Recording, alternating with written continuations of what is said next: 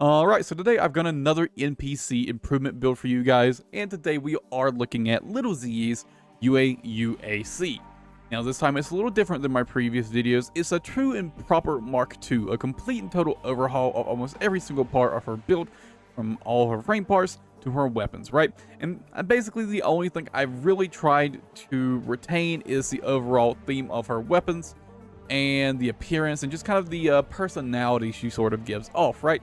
So, of course, what are the big issues with her AC that demands such a significant overhaul? Well, the whole thing. We'll start with the weapons, right? In her two hands, she uses two handheld grenade launchers, and quite frankly, they suck. They have really terrible projectile speed, they take a long time to fire, they don't have very much ammo, they have a really long reload time too. It's just they just suck all around, right? And then on her left shoulder, she has a shield, which is fine, and she doesn't even have a right shoulder mount weapon. And that's not the end of the problems either, right? She uses the full Basho set, which honestly, for the most part, aren't very good. The arms having, one particular case in the form of being really good melee arms, right? But she doesn't even use any melee weapons, so it doesn't matter if she's using good melee arms or not, right? So, just a mediocre set of frame parts paired with weapons that quite frankly suck, but also don't work well with the frame parts she has, right? So, what have I decided to do with it? Basically, we've decided to allow her to abide by the coral. So I've really leaned heavily into coral-based weaponry and parts for this build, while trying to retain the overall basic style appearance of her AC, right? And so you can see I've went for double triggered coral rifles, and I've replaced her shield with the coral shield, and for a small nod back to her original loadout, I've given her the earshot grenade cannon, right?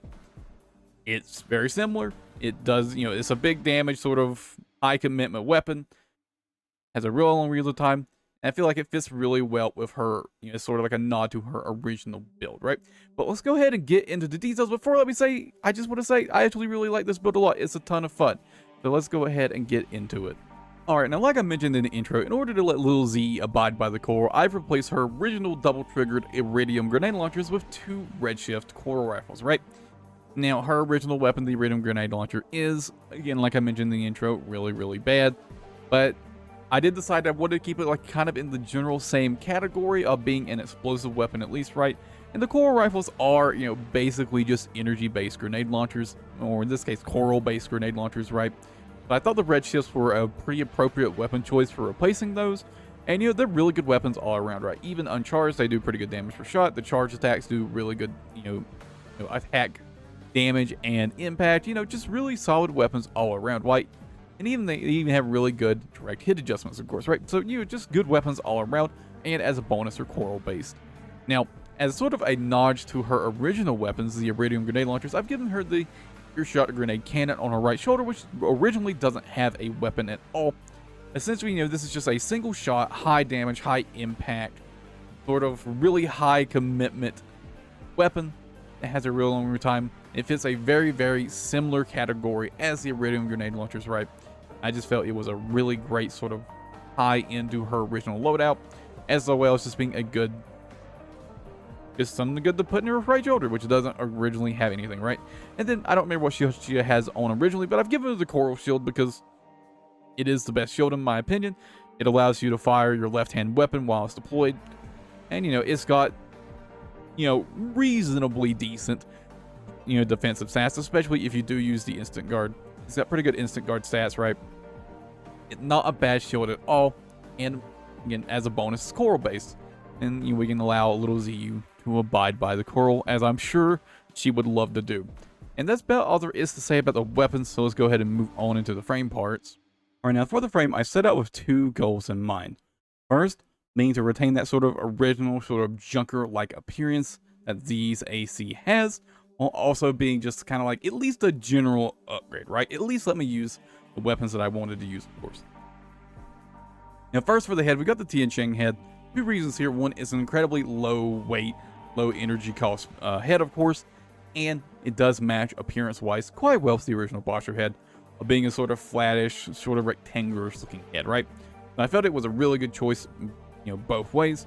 I needed the energy load. I needed the little actual weight load capacity as well. The Tianqing head just worked out perfectly. Now for the core, I've gone with the C3 3000 Wrecker. It's got decent generator output while also having that sort of junker-like appearance that I really, really wanted. But I felt it was just by far like the perfect, like the best fit for the build, right? The only other thing I like maybe would have considered would be, you know, maybe the main dish core, but it's just too big, I think, really match appearance-wise. The Wrecker was the kind of, you know, clear choice in the end, right? And for the arms, I've got the Mellinger C3 arms. A couple reasons here. It's got decent firearm specialization, which is, you know, between the fire and melee, the only thing we care about in this build. And it's just kind of like a generically good defense, right? While being fairly lightweight arms as well. Again, I was kind of struggling with the weight of the core, of, you know, 2 core rifles and the earshot. The weight was kind of really adding up, along with the energy costs. And, you know, the Mellinger arms are fairly low weight and low energy costs, so they were just a really good choice. They fit really well. And I do feel like appearance-wise, they're pretty decent. Obviously, they don't look like pure junk parts, right? But I felt they looked good. You know, they worked well enough. And then finally, for the legs, I just kept with the Basho legs, so that it just kind of worked out. And these are also really low energy legs, while also being fairly lightweight legs. They don't exactly have the best stats, right? You know, they've got good explosive defense at least, but that's really about all they've got going for them, just in terms of like generically kind of okay-ish, you know, defensive stats. But it just worked out, and it let me keep something of her original AC in the build, right? So I was very happy about that. And that's really all there is to say about the frame. Obviously, there are other options I could have used for all of these, but I just kind of felt like this was the best overall match, right? But yeah, let's go ahead and get into the internals.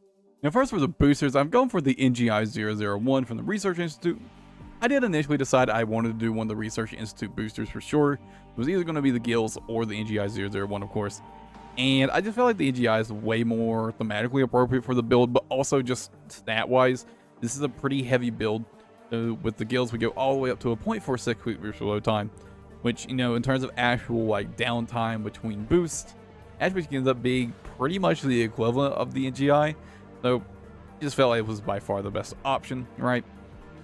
Now for the FCS, I've gone with the Talbot. There are actually a couple like decent choices here, depending on kind of your playstyle. I did originally really want to use the WLT-001 FCS, but as you can see, it actually just drains too much in the fit, right?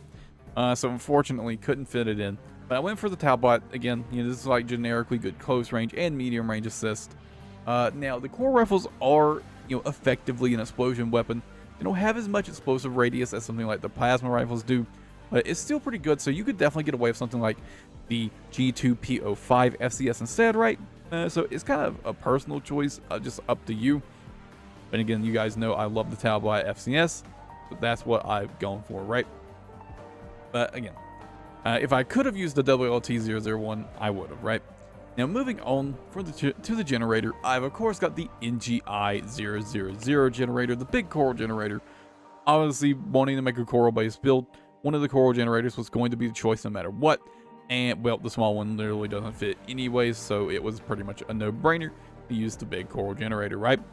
And finally, she doesn't originally have an expansion either. I put on assault armor. She does explosives.